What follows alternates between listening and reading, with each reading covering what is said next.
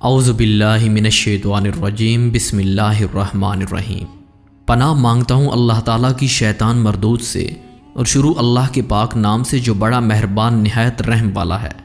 السلام علیکم پیارے دوستو۔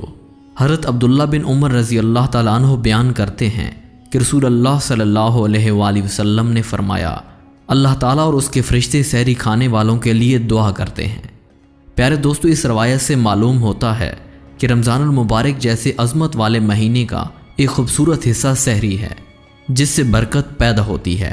اللہ اور اس کے فرشتے اس مسلمان سے خوش ہوتے ہیں کیونکہ وہ اللہ تعالیٰ کی رضا کے لیے روزے کی نیت کرتا ہے۔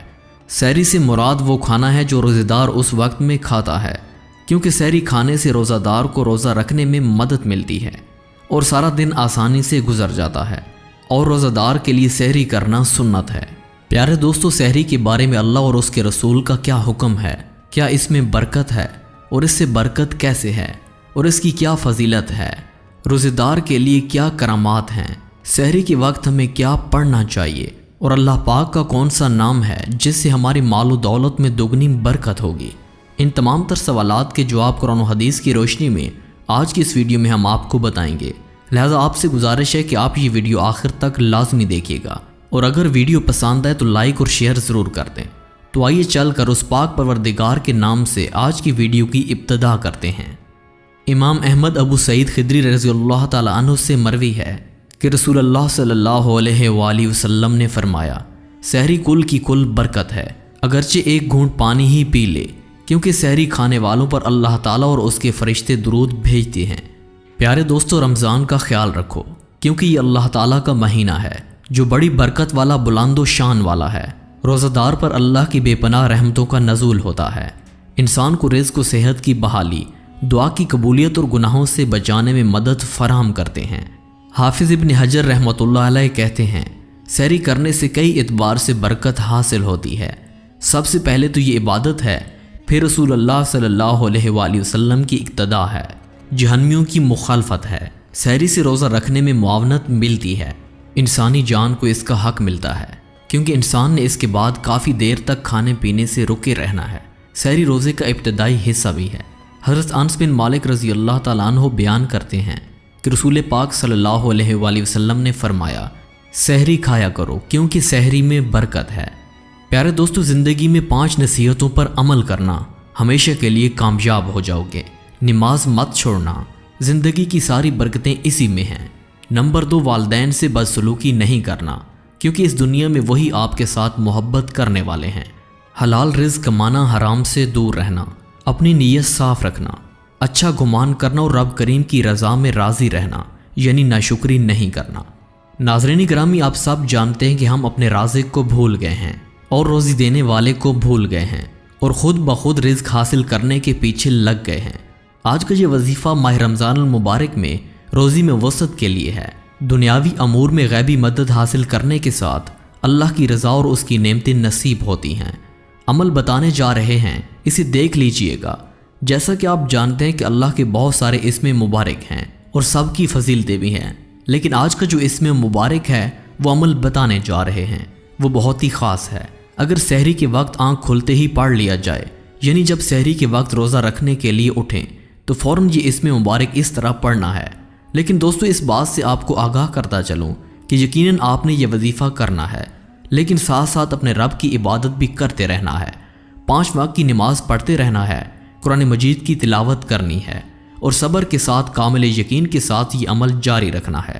اللہ سے نا امید نہیں ہونا۔ دوستو، یہ ضروری نہیں کہ یہ عمل آپ صرف سحری کے وقت کریں۔ سارا دن، ساری رات، جس وقت بھی آپ کو یاد آئے، آپ اس مبارک نام کا ورد کرتے رہیں۔ اس سے نور قلب اور رزق میں فراخی نصیب ہوتی ہے۔ اس کو آپ نے اپنا معمول بنانا ہے۔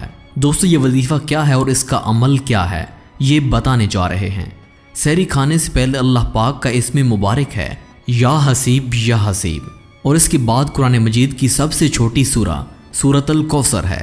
آپ لوگوں نے کرنا کیا ہے کہ سحری کھانے سے پہلے اللہ پاک کا اسم مبارک یا حسیب 7 مرتبہ پڑھنا ہے، اور اس کے بعد 1 مرتبہ سورۃ الکوثر کی تلاوت کرنی ہے۔